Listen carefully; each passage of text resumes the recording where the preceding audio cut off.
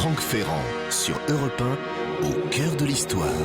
Aladdin et la lampe merveilleuse, Ali Baba et les 40 voleurs, Sinbad le marin, ces histoires revisitées par Hollywood sont un peu les arbres qui cachent une forêt de récits réunis sous le nom des Contes des Mille et Une Nuits. Et c'est à cet ouvrage plein de charme et de mystère que Franck Ferrand s'intéresse aujourd'hui sur Europe 1. Bonjour Franck. Bonjour Julia, bonjour à tous. Les Contes des Mille et Une Nuits sont un petit peu la vitrine occidentale de la littérature arabe.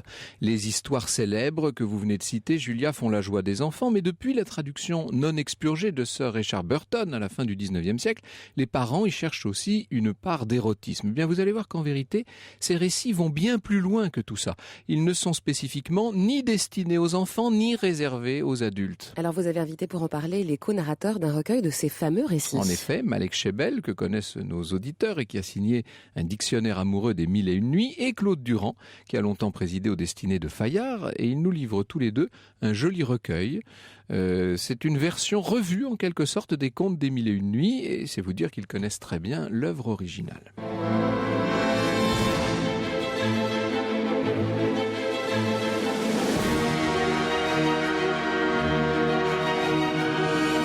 De 13h à 14h sur Europe 1, au cœur de l'histoire. Franck Ferrand.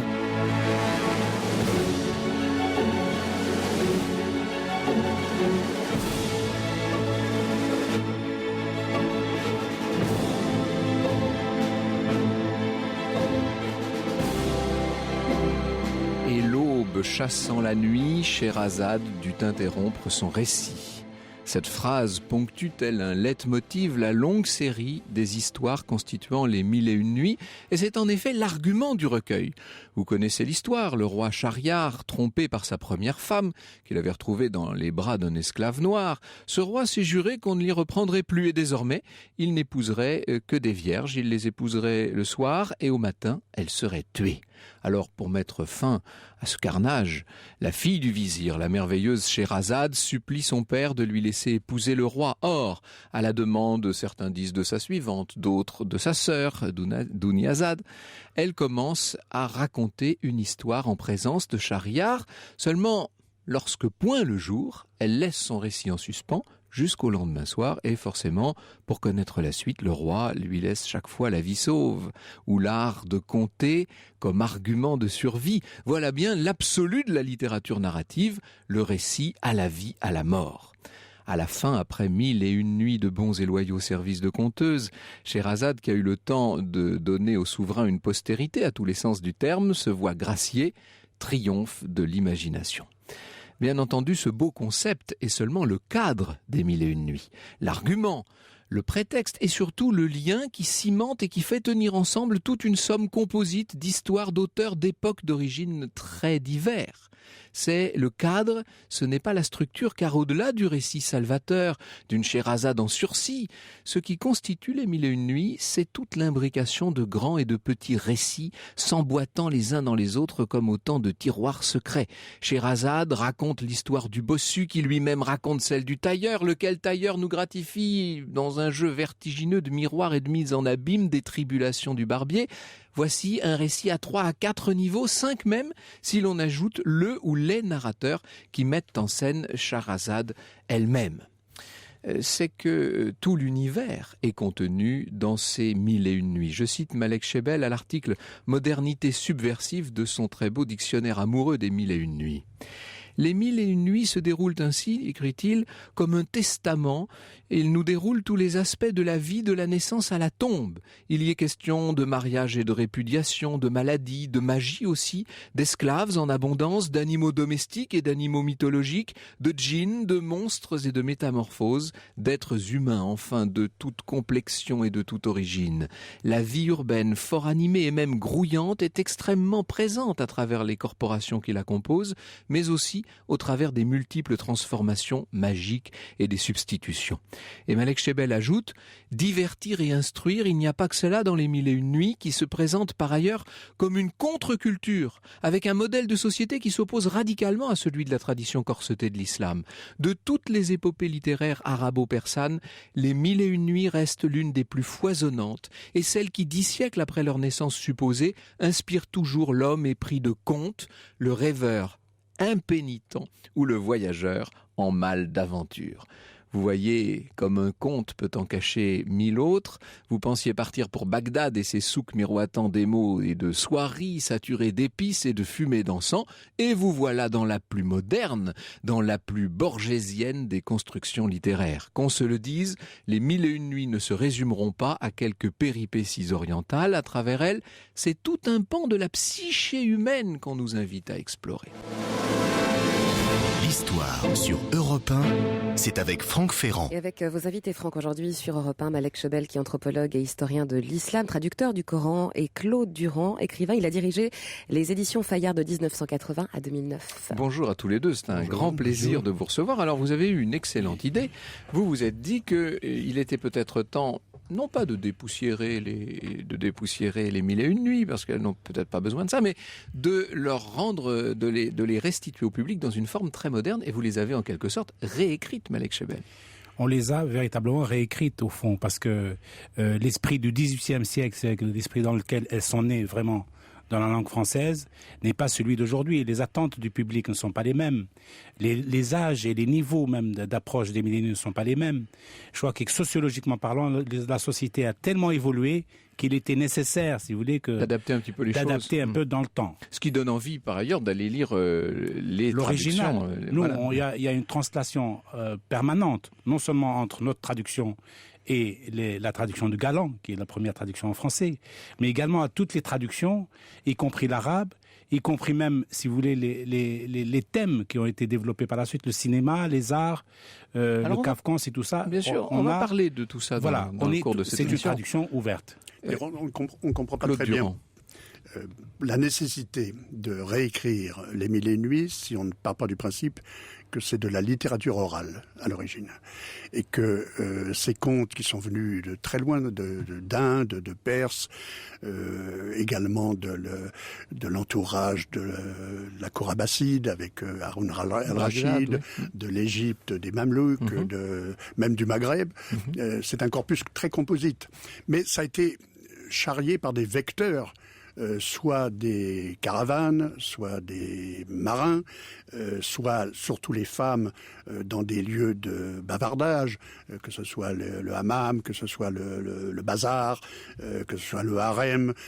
Donc c'est une transmission orale et par conséquent elle a subi toutes les transformations qu'on peut deviner, qu'ont connues les grandes œuvres orales, comme l'Odyssée, comme tous les textes de l'Antiquité qui étaient modifiés au fur et à mesure par les Aèdes, par exemple en Grèce, qui racontaient.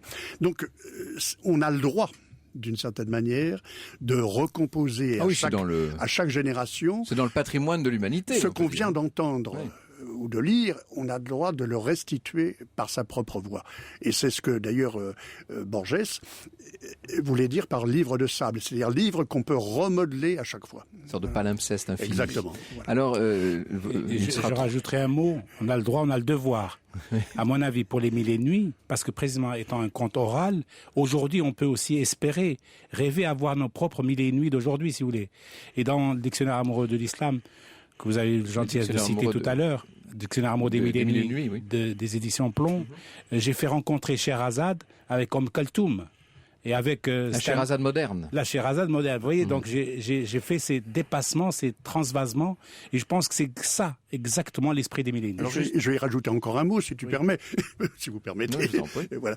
Comme c'est de la littérature orale, ça s'adressait à un public qui devait être attentif, mais il fallait une certaine pédagogie, donc il fallait répéter les mêmes choses, de façon que les noms des personnages s'ancrent dans la tête. Les littérations du récit, bien sûr. Donc, la transcription, normalement, littérale, donne ces répétitions, ces redondances, etc.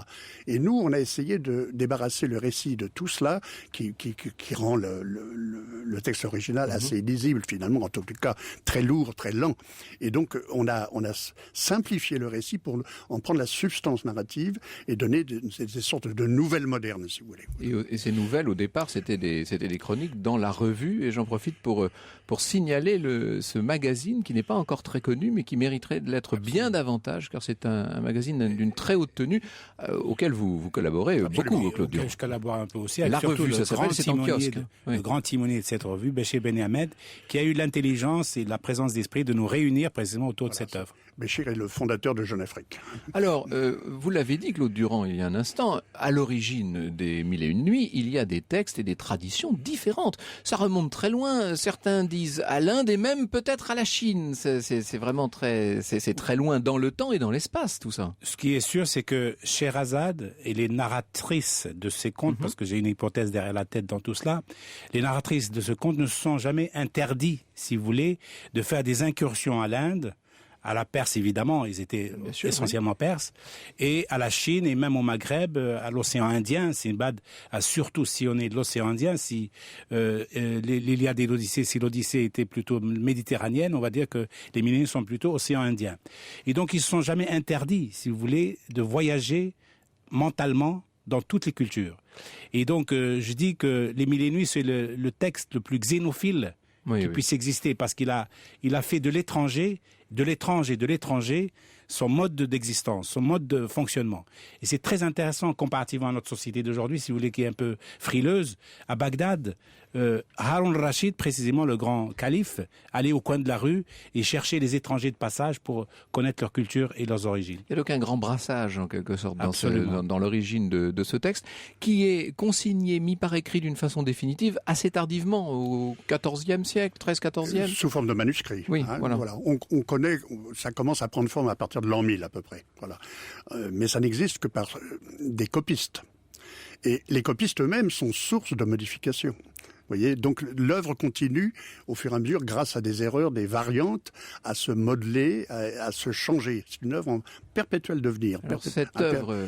Cette œuvre mouvante et très ancienne, il va encore lui falloir 3 bons siècles pour qu'elle soit découverte par les Occidentaux.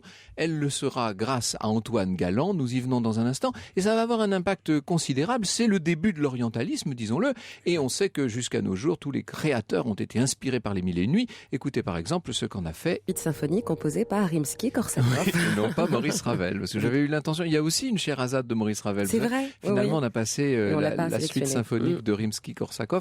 C'est dire justement la richesse de cette inspiration pour les musiciens aussi. On va voir tout à l'heure ce qu'en ont fait les cinéastes. Auparavant, il faut que nous parlions de cet homme par qui tout arrive en France en tout cas, et donc en Occident, c'est Antoine Galland. Antoine Galland, on est là à la fin du règne de Louis XIV, en 1700-1704 à peu près. Hein. Absolument, 1704. C'est un Picard. C'est un Picard qui, pour la mythologie et pour la bonne bouche, on va dire qu'il est monté à pied de Picardie, donc à Paris, pour trouver Pitance, de cette manière. Parce qu'il était assez pauvre, et donc il cherchait quelqu'un, un curé qu'il prenait sous son aile, et c'est comme ça qu'il a commencé. Hein. Donc il a gravi les échelons, il est devenu un bibliothécaire à Caen, je crois. Un bibliothécaire à Caen. Oui. Moi j'ai sauté déjà l'étape pour aller directement à Colbert et Leroy et compagnie. Donc en tout cas il s'est fait remarquer par son soin méticuleux et par sa curiosité, son ouverture d'esprit, sa culture aussi, parce que déjà il commençait à être polyglotte, et donc il est envoyé en Orient pour chercher des curiosités, des objets. Il est envoyé en Orient avec une mission, hein, c'est bien ça, on l'envoie. Une mission officielle. Voilà, c'est ça. C'est une sorte d'ambassadeur culturel. D'explorateur, voilà. D'ambassadeur culturel pour enrichir la bibliothèque du roi. Et c'est là qu'il découvre donc cette suite de récits, mais ça ne s'appelle pas encore les Mille et une nuits à l'époque. Hein. Si ça s'appelait les Mille et une nuits, mais enfin au départ déjà dans la tradition arabe, ça s'appelait beaucoup de contes. Au départ, c'est déjà au Xe siècle que ça s'appelait beaucoup de contes. Mais l'expression beaucoup de contes, c'est d'où est sorti les Mille et une nuits. Mais vous avez bien compris que le et une nuit, enfin la nuit supplémentaire, si vous voulez, au-delà des 1000, est aussi importante que le 1000. Vous voyez, c'est ça, bien sûr. C'est ça l'importance de la nuit supplémentaire. Et donc elle s'appelait beaucoup de contes. Traduction. C'est Mille et une nuits. Certains ont voulu faire juste les plus grands nombres de contes, etc. En tout cas, Galland leur donne la forme définitive de Mille et une nuits. C'est entre 1704 et 1714. Et donc, on a la première version, si vous voulez, par écrit, on va dire presque le testament écrit des Mille et une nuits sous la plume de Galland, qui était un nouvelliste absolument fantastique, tellement... Qui va faire le succès. Qui va faire le succès, et c'est comment on appelle ça, le feuilleton. Voilà, c'est le feuilleton, c'est sous forme de feuilleton. Et quand il tombait malade, on venait crier sous sa fenêtre, Galland, il nous faut encore. Il en a publié 12 volumes, je crois. Oui, exactement. Voilà.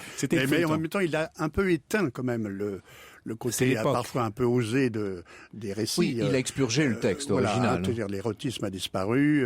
Il y a des vulgarités, toutes sortes de... Non, à un moment donné, il a dit on arrive à la chambre nuptiale, moi je m'arrête là. Et je laisse les amants. Je ne pousse pas la porte, oui. Et c'est Mardrus par la suite qui remet. Alors au 19e siècle, Mardrus va remettre de la luxure et même de l'érotisme pur. Enfin, je veux dire avec. Quand vous dites il va en remettre, c'est-à-dire qu'il en invente ou qu'il traduit ce qui existe. Il fait les deux. Les deux. Alors sur l'orientalisme au XVIIIe siècle, il faut naturellement rappeler les lettres persanes. Enfin, il y a énormément de textes. J'ai d'ailleurs découvert qu'une de nos anciennes excellences, Laurent Wauquiez, qui a été premier à l'agrégation d'histoire, a fait son diplôme sur l'orientalisme au XVIIIe siècle, les 1000 et une nuits. Ah oui. Voilà, donc ça montre même encore aujourd'hui. Voilà. Ah oui, vous vous rendez compte. Voilà. Et ce mouvement-là s'est développé alors au 19e avec tous les voyages en Orient. Alors depuis Byron, Flaubert, Maxime Ducamp, Nerval, Fromentin, et jusqu'à Pierre Loti. Maupassant, Loti. Donc ça a été et les peintres naturellement. Et les peintres, bien sûr. Les 1000 et une nuits ont été illustrés par Chagall, par Van Gogh. Enfin il y a eu. Et les arts décoratifs, ne l'oublions pas, qui vont se mettre à l'heure de l'Orient. Et la musique, comme vous l'avez signalé tout à l'heure. Moi, je pense que les 1000 et une nuits ont façonné vraiment le regard occidental sur l'Orient. Et ils ont donné à l'Orient un côté sympathique, un côté humain, un côté sensible, un côté presque vertueux, dans le sens où il était capable de porter une beauté, vous voyez, de porter un sentiment amoureux. Il y a eu un très grand intérêt pour ce texte au XVIIIe siècle. Au XIXe, vous l'avez dit, il y a ces nouvelles traductions qui apportent tout le soufre nécessaire. Le sucre. Et tout un sucre nouveau, bien entendu. Et puis, on a l'impression quand même que vers la fin du XIXe et au début du XXe siècle, en dépit de Ravel et de Rimsky-Korsakov, on a l'impression que ça perd un peu de son éclat. Et notamment, moi j'ai été assez frappé, vous savez que j'ai une grande documentation sur tout ce qui a pu être publié de vieux articles historiques. Et dans ce que j'ai pu chercher depuis quelques jours, en tout cas en préparant cette émission, entre 1950 et 1991, il n'y a pas un seul articles sur des milliers de revues, vous imaginez? Non mais c'est normal, c'est un phénomène culturel et politique qui coïncide avec l'éveil des nations. Et les nations, quand elles retrouvent une identité, ne veulent pas tomber dans une sorte de folklore. On le constate dans le monde arabe, on le constate avec l'Amérique latine, par exemple. Si on réduit la culture d'une nation à son ce qui est connu en Europe et qu'on peut considérer comme une sorte de tradition, donc de folklore au sens propre du terme, à ce moment-là, il y a une sorte de réaction nationaliste, chauvine, qui dit nous ne sommes pas ça, nous ne sommes pas réductibles à ces histoires-là. Voilà, c'est ce qui explique donc cette relative relégation. Oui, voilà.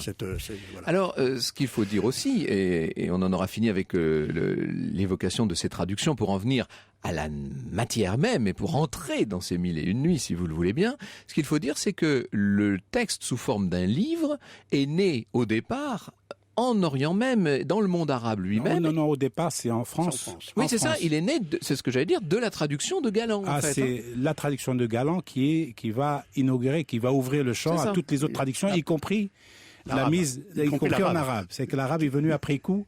C'est la première, je pense que c'est la première fois dans l'histoire de l'humanité qu'un texte originel d'une région donnée puisse passer d'abord par sa traduction avant de naître en tant que texte original. C'est arrivé après avec les systèmes totalitaires, je te signale.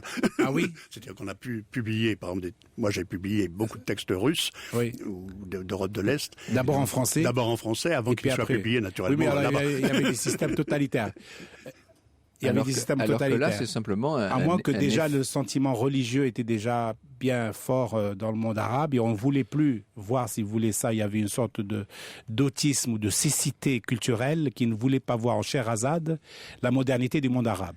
Donc on a bien compris, pour résumer cette complexité, qu'on part de textes disparates, qui viennent de sources différentes et très lointaines, qui sont mises en forme par les Perses, qui deviennent un véritable ensemble de récits assez tard, au XIIIe, XIVe siècle, autour de Bagdad essentiellement. Et puis ensuite, c'est cette traduction de Galland qui va donner naissance aux 1000 et une nuits en tant que telles, qui seront elles-mêmes retraduites ensuite en arabe, en perse, dans toutes les langues. Et Et puis bien sûr, à partir du 19e siècle, de nouvelles traductions, un peu moins expurgées, qui vont être plus complètes et qui donnent des Mille et une nuits la vision que nous en avons, nous, aujourd'hui. Au cœur de l'histoire sur Europe 1, le récit de Franck Ferrand. Avec un récit de Franck qui s'intéresse maintenant aux Mille et une nuits au cinéma. Et oui, vous savez que la consécration des Mille et une nuits dans l'imaginaire occidental, c'est bien par le cinéma qu'elle est advenue. Combien sont-ils les films occidentaux? Parce que je mets tout de suite de côté des cinémas par ailleurs très prolifiques, comme le cinéma indien par exemple. Combien sont-ils les films d'Europe et d'Amérique à s'être directement ou indirectement inspirés du fameux recueil 250, 300, certains disent 320, des comédies et des comédies musicales, bien entendu, relayées par de récents et nombreux dessins animés, mais aussi et peut-être surtout dans un premier temps, des films d'aventure aux frontières du fantastique, comme le beau 7e voyage de Sinbad de Juran en 1958, qui est un film plein d'effets spéciaux très réussis, à la fois très simple et très frappant. Et évidemment, les Mille et une nuits se prêtent particulièrement bien à ce type de traitement. L'Orient que nous propose le grand écran à travers ce thème inépuisable est bien souvent simpliste, disons-le, pour ne pas dire caricatural. Il y a une grosse part de folklore, pour reprendre l'expression qu'a tout à l'heure employé Claude Durand, surtout dans les premiers films au temps du cinéma muet. Dès 1902, Ferdinand Zecca propose un court-métrage de 10 minutes sur le sujet d'Ali Baba. C'est que Méliès aussi va s'en mêler, etc. Tous les grands du cinéma muet, du reste, ont à un moment ou à un autre été inspirés par ce thème. Ce sujet d'Ali Baba inspirera par ailleurs et plus tard de très nombreux cinéastes. Nous avons tous plus ou moins à l'esprit Tony Curtis dans le rôle titre à Hollywood en 52, ou 2 ans plus tard en France, évidemment, et je pense qu'un certain nombre de nos auditeurs attendent cela, Fernandel dans le film immortel de Jean Becker. Ali, Ali, Ali Baba, de la mosquée à la Casbah. Quand on m'aperçoit, ce n'est qu'un cri. Bonjour Baba, adieu Ali. Toujours content, jamais pressé, je n'ai qu'à me laisser pousser. Et quand par hasard ça ne va pas, je me dis Mektoub, Inch'Allah. Ali Baba, évidemment, Fernandel faisait des Mille et une nuits quelque chose d'un peu étrange, disons-le. Mais au cinéma, nous dit Claude Aziza, l'important est dans l'évocation magique d'un univers régi par les lois du merveilleux. Ces lois, on les voit à l'œuvre dans maints épisodes de la saga transposés dans le Moyen-Âge. On les retrouve chez le poète homérique, nous dit Claude Aziza, elles jalonnent la quête du Graal. Mais nulle part, elles ne sont aussi présentes que dans l'univers des Mille et une nuits. Au-delà d'un schéma cinématographique souvent conventionnel, inspiré du film d'aventure traditionnel avec bons et méchants, belles princesses et courageux héros, ce qui fait la force et la prégnance de ce cinéma, c'est la permanence d'objets magiques et la démonstration que seul l'invraisemblable est ici vrai. Alors il y a vraiment évidemment tout l'appareil des Mille et une nuits, tapis magique, cheval volant, lampe merveilleuse, génie bienfaisant, magicien diabolique, monstres ailés, velus, griffus, poilus, fleurs mystérieuses, métamorphoses. C'est tout cet univers mythologique d'un Orient revisité, évidemment, qui transparaît dans les films inspirés des Mille et une nuits. La plupart de ces films, ne l'oublions pas, sont des grands films d'aventure essentiellement. Le personnage de Sherazade, par exemple, a été extrêmement peu utilisé et interprété au cinéma. On pense bien sûr à 2 actrices talentueuses qui ont joué de leur charme dans les années 40 à 60, Maria Montez et Yvonne De Carlo, qui ont été des Sherazades au grand écran, mais essentiellement, ce sont bien les princes vaillants, ce sont bien les marins héroïques qui ont été mis en avant, et alors là, il y en a eu énormément. L'un des plus célèbres films de cette veine-là, c'est bien entendu Le voleur de Bagdad, c'était en 1940, un film de Ludwig Berger.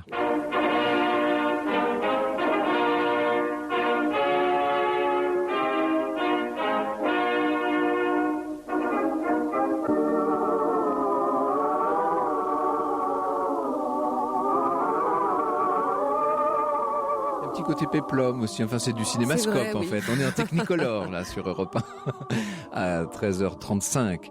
Alors ce qui est plus intéressant peut-être, c'est ce que les cinéastes des années 60 et 70 vont faire des Mille et une nuits. Alors là, ce qui est intéressant, c'est qu'on sort du registre purement dénotatif, on n'est plus dans la simple narration, dans le fantastique et dans le conte héroïque, on entre dans parfois le conte philosophique, parfois la réflexion sur la vie, sur la société. L'un des cas les plus célèbres, c'est bien sûr les 1001 nuits de Pier Paolo Pasolini, dont nous parle bien sûr Malek Chebel dans son dictionnaire amoureux des 1001 nuits. Œuvre sulfureuse, nous dit-il, qui mêle autant la sexualité païenne sans règle aucune que le travestissement, la bisexualité et l'homosexualité. À sa sortie, les 1001 nuits eurent un effet encore plus imposant que l'odeur de l'Inde ou les ragazzi, le premier roman du réalisateur. Et Malek Chebel, vous citez à ce moment-là ce qu'écrivait Pasolini. Ce qui m'inspire, c'est de voir le destin à l'œuvre activement en train de décaler la réalité, non pas vers le surréalisme et la magie, mais vers la déraison révélatrice de vie qui ne prend son sens que si l'on fait un film réaliste, rempli de poussière, de visages pauvres. Mais j'ai fait aussi un film visionnaire où les personnages sont dans un état de ravissement et poussés malgré eux par un désir anxieux de connaissance dont l'objet est ce qu'il a. Bien sûr, le film de Philippe de Broca en 90, qui a eu un certain succès en France, et puis bien entendu alors la série des films des studios Walt Disney qui ont profondément, extraordinairement repopularisé, si je puis dire, les 1001 nuits et qui en ont fait un must pour toutes les jeunes générations. Un petit extrait, si vous voulez, pour finir, de la BO d'Aladin de Walt Disney. C'était en 1992 et la musique était composée par Alan Menken. Suite des 1001 nuits. Europe 1, au cœur de l'histoire. Et nous sommes toujours en compagnie de Malek Chebel et de Claude Durand pour parler des 1001 nuits aujourd'hui sur Europe 1. Et ce que dit Claude Durand, qui est très juste, c'est qu'on revient par le biais de la bande dessinée aussi. Les films de Walt Disney ont redonné finalement une exploitation en livre, mais cette fois-ci en livre, images et texte avec les bandes dessinées.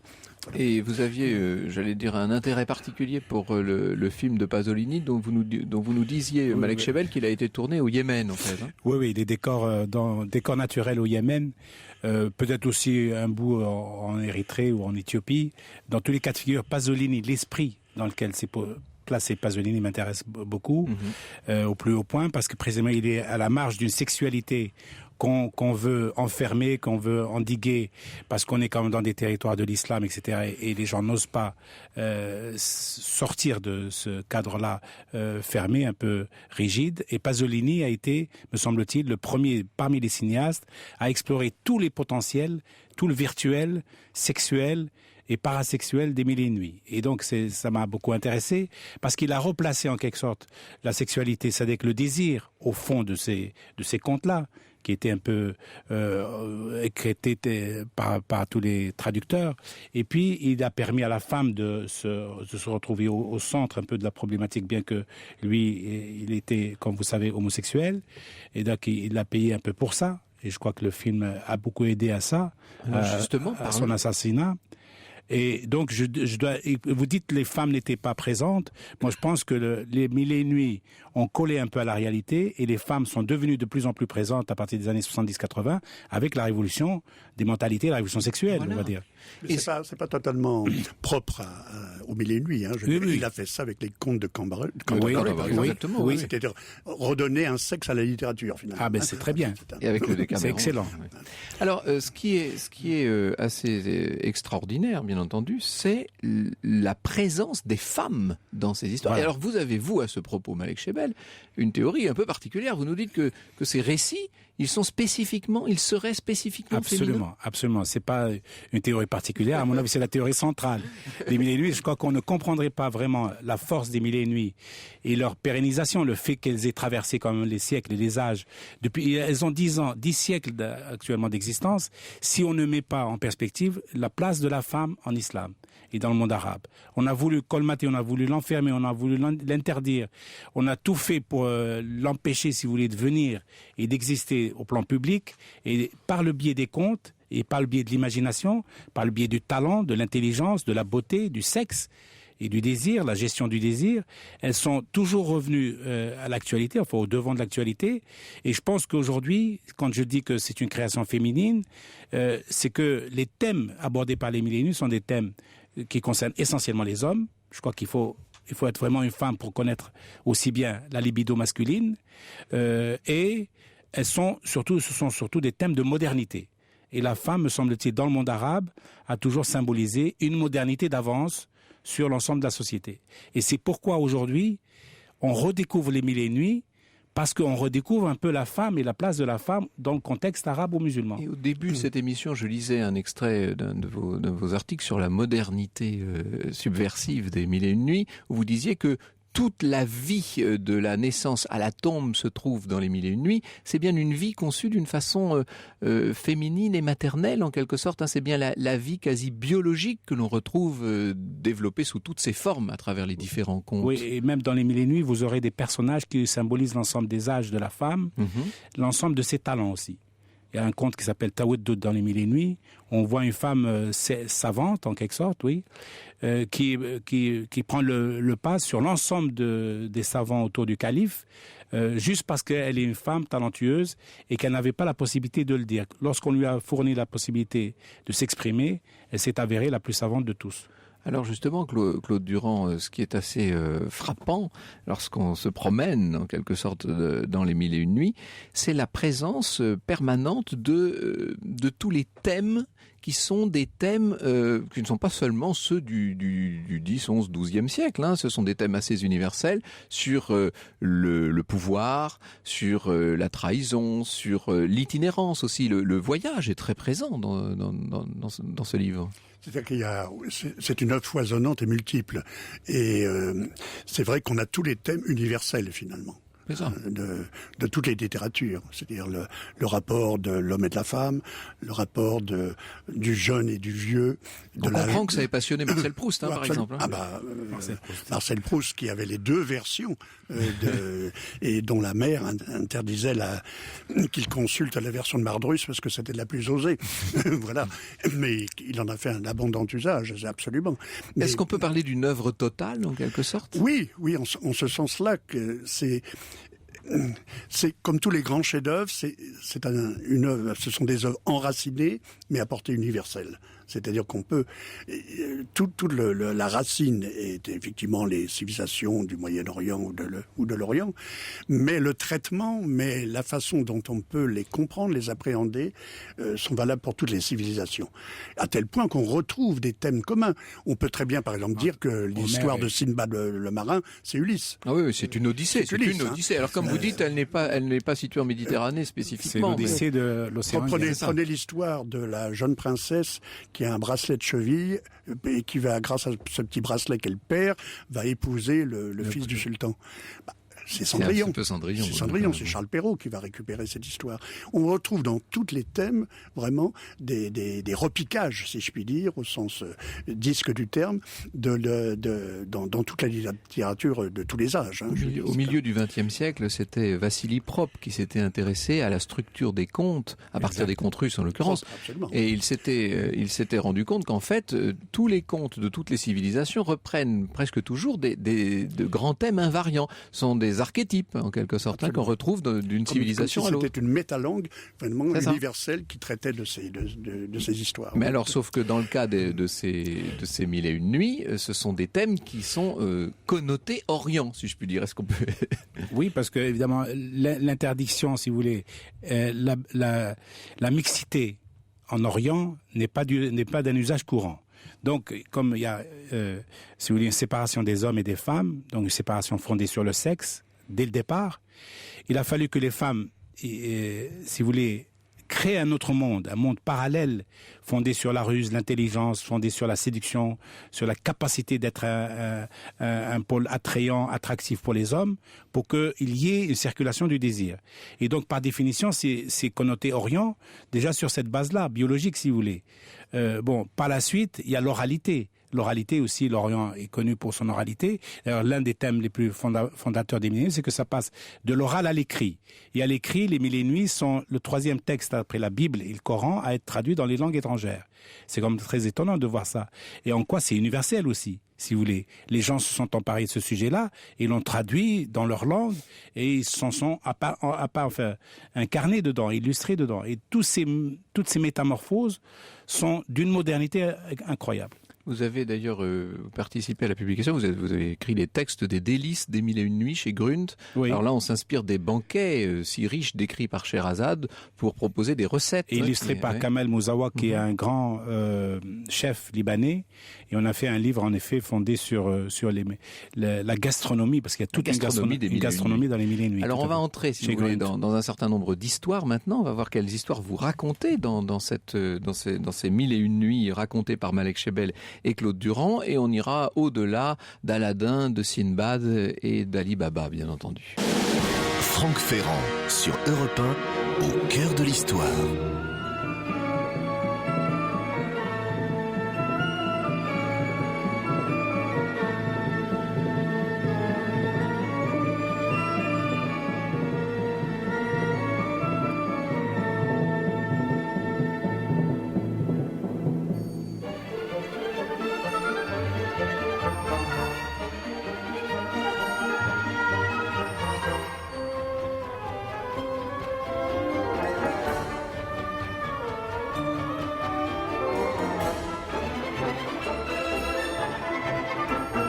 La Bacchanale, c'est un extrait de Samson et Dalila de Camille Saint-Saëns, Franck. Alors ce qui est très intéressant dans l'ouvrage que vous publiez tous les deux, Malek Chebel et Claude Durand racontent les Mille et Une Nuits aux éditions IDM, c'est qu'en fait vous avez cassé, si je puis dire, la structure en abîme et en tiroir pour adopter une structure beaucoup plus occidentale en série, comme on dit, c'est-à-dire avec des chapitres qui se suivent tout simplement. C'est une autre structure, on n'est plus dans cette espèce de vertige en quelque sorte, Claude Durand, on est plutôt dans la narration, alors là pour le coup. On est dans un recueil de nouvelles. C'est ça, voilà. C'est-à-dire qu'il y a la forme moderne du conte, d'ailleurs dans les langues étrangères, un cuento en espagnol, c'est l'équivalent de la nouvelle. Hein. On retrouve quand même Scheherazade, on retrouve Schahriar, etc., mais comme les premières nouvelles en quelque sorte. Comme des récits autonomes. Voilà, c'est ça.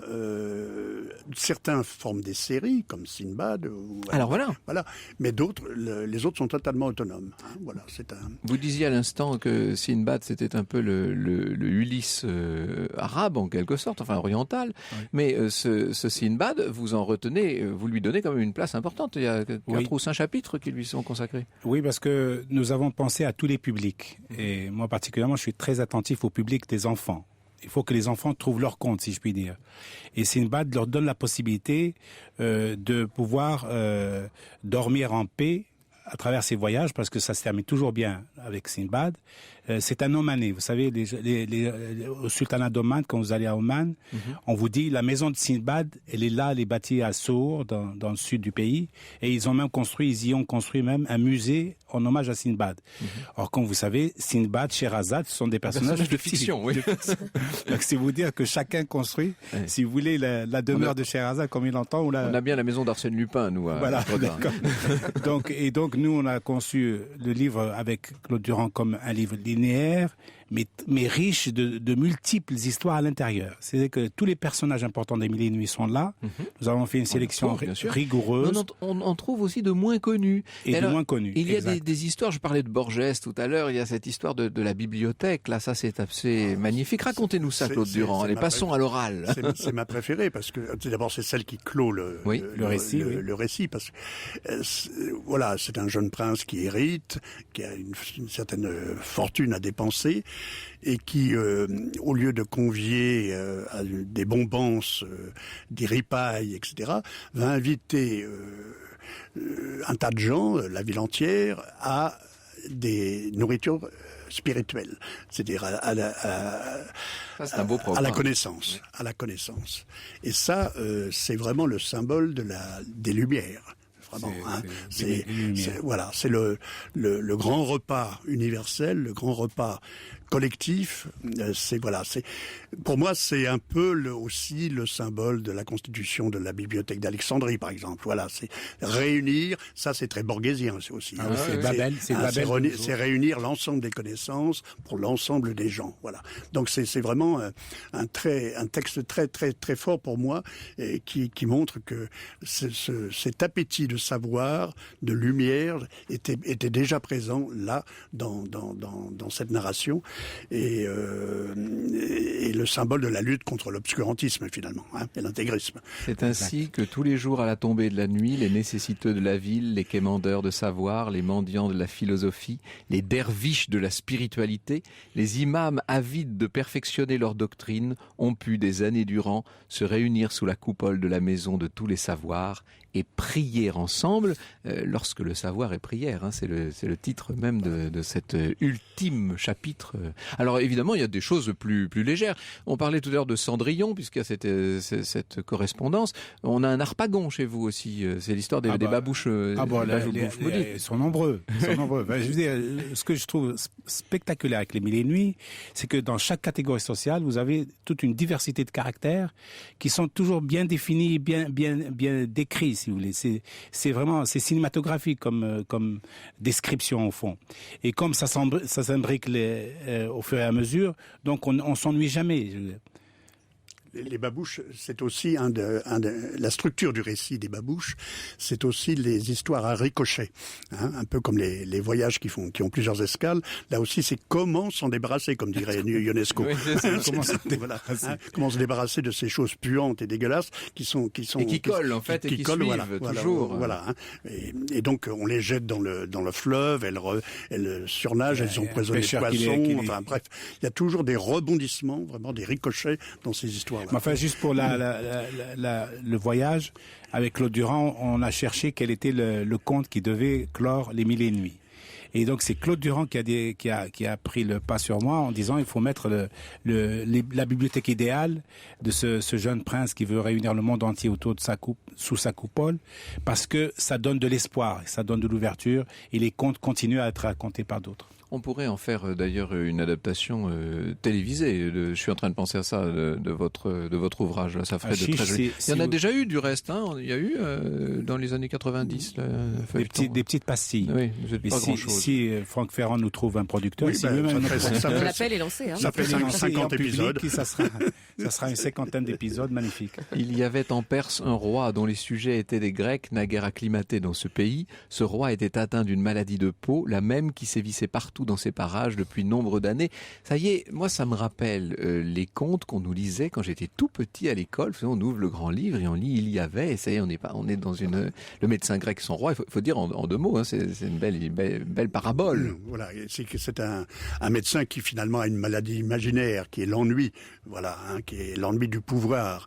Et donc le médecin qui va le soigner, parce qu'il y aura un tas de charlatans qui sont passés, ou de spécialistes même, qui lui auront prescrit des médicaments qui n'ont aucun effet, et c'est celui qui va lui dire faites un peu d'exercice, sortez, allez prendre l'air, dépensez-vous physiquement, qui va l'emporter, la sagesse, Ce sont des livres de sagesse aussi, les Mille et une Nuits, de morale au sens La Fontaine du terme, de la fable, de la sentence. C'est le bon sens populaire qui est là. Qui triomphe. Pierre nous demandait au début de cette émission, c'était un message qui est arrivé par Facebook, il nous disait l'islam persan autorisait les représentations de visages. Pourquoi est-ce qu'on est revenu en arrière depuis ? Pourquoi est-ce que pour cet iconoclasme, cette interdiction de représenter les visages dans l'islam ? En fait, au fond, il n'y a jamais eu d'interdiction formelle, il n'y a jamais eu de fatwa, si vous voulez, au sens propre du terme. À l'encontre de la représentation de la vie humaine. On a toujours pensé que l'islam interdisait les représentations. En fait, non. D'abord, il ne les a jamais interdites, réellement, mais quelques théologiens, si vous voulez, archaïques, ont décidé de leur propre chef d'interdire un certain nombre de représentations sous prétexte que ça concurrençait l'œuvre de Dieu. Sous prétexte que ça concurrençait l'œuvre de Dieu, mais il n'est écrit nulle part, ni dans la tradition, ni dans le Coran, qu'il est interdit de représenter le visage de l'être humain, par exemple.